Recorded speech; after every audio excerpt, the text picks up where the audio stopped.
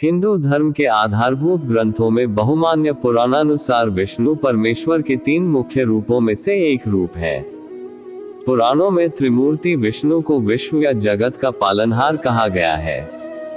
त्रिमूर्ति के अन्य 2 रूप ब्रह्मा और शिव को माना जाता है।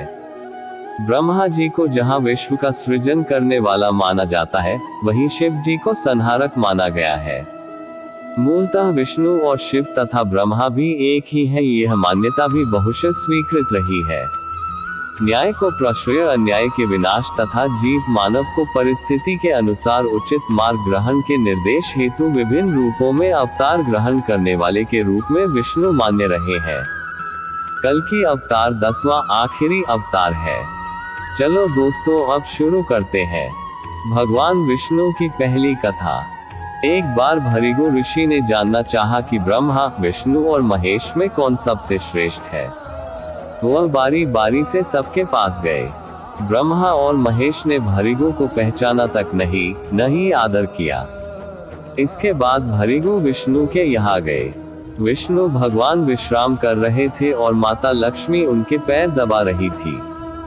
भृगु ने पहुंचते ही न कुछ कहा न सुना और भगवान विष्णु की छाती पर पैर से प्रहार कर दिया। लक्ष्मी जी यह सब देखकर चकित रह गई, किंतु विष्णु भगवान ने भृगु का पैर पकड़कर विनीत भाव से कहा, मुनिवर, आपके कोमल पैर में चोट लगी होगी, इसके लिए क्षमा करे।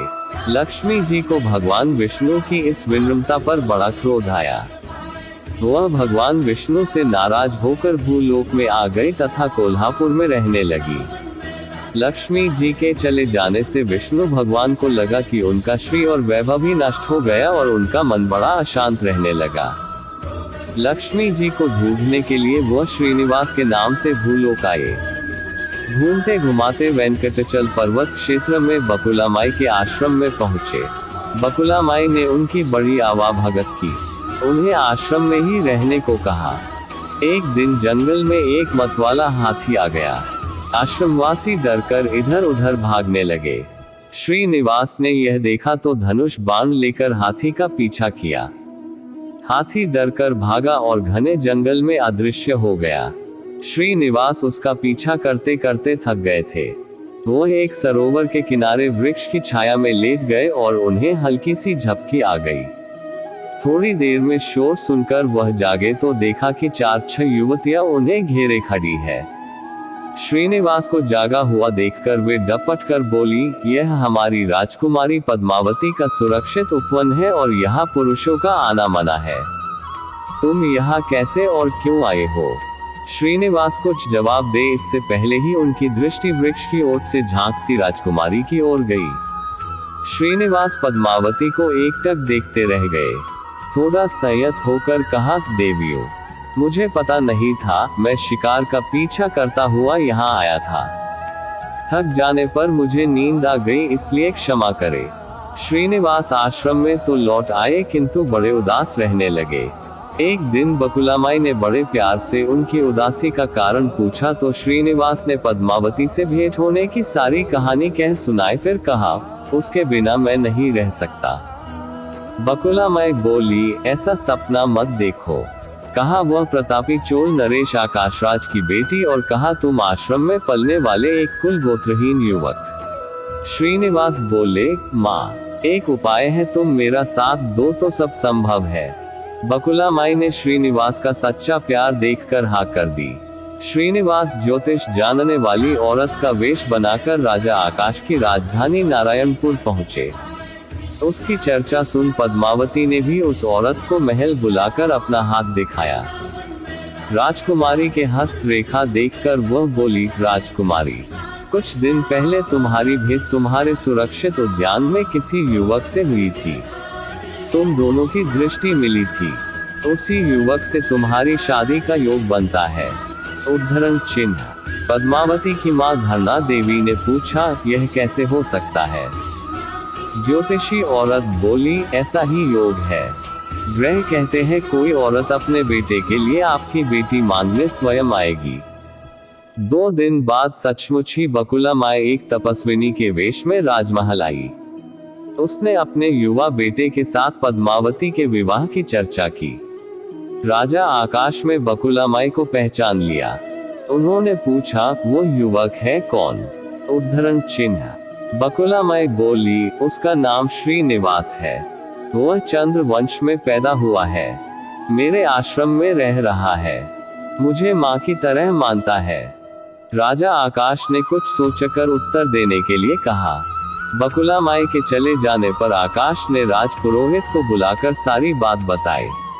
राजपुरोहित ने गणना की, फिर सहमति देते हुए कहा, महाराज, श्रीनिवास में विष्णु जैसा देवगुण है। लक्ष्मी जैसी आपकी बेटी के लिए यह बड़ा सुयोग्य है।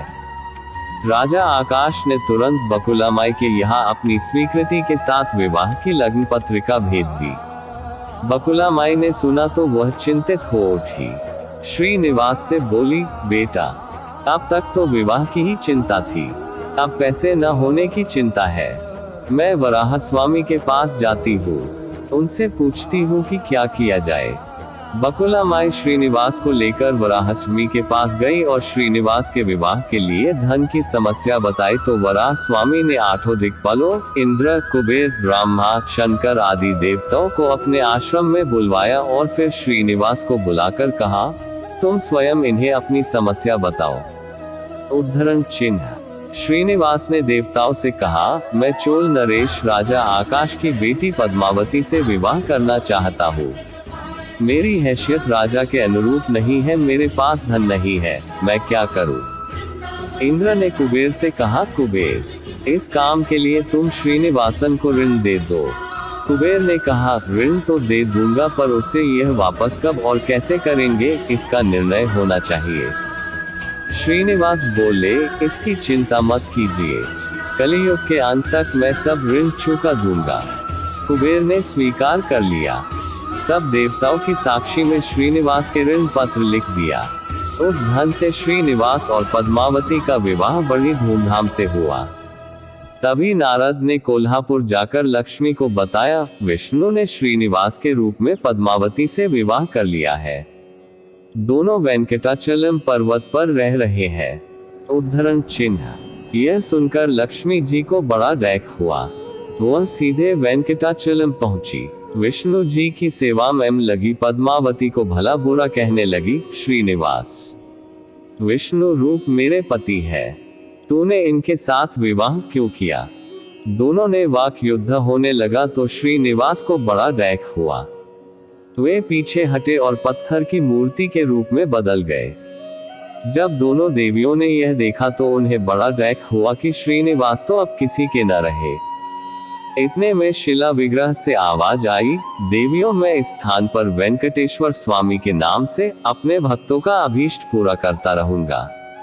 उनसे प्राप्त चावे के धन द्वारा कुबेर के कर्ज का ब्याज चुकाता रहूंगा, इसलिए तुम दोनों मेरे लिए आपस में झगड़ा मत करो। यह वाणी सुनते ही लक्ष्मी जी और पद्मावती दोनों ने सिर झुका लिया।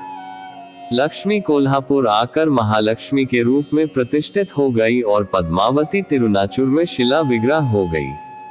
आज भी तिरुपति क्षेत्र में तिरुमला पहाड़ी पर भगवान वेंकटेश्वर स्वामी के दर्शन हेतु भक्तगणों से इसी भाव से शुल्क लिया जाता है।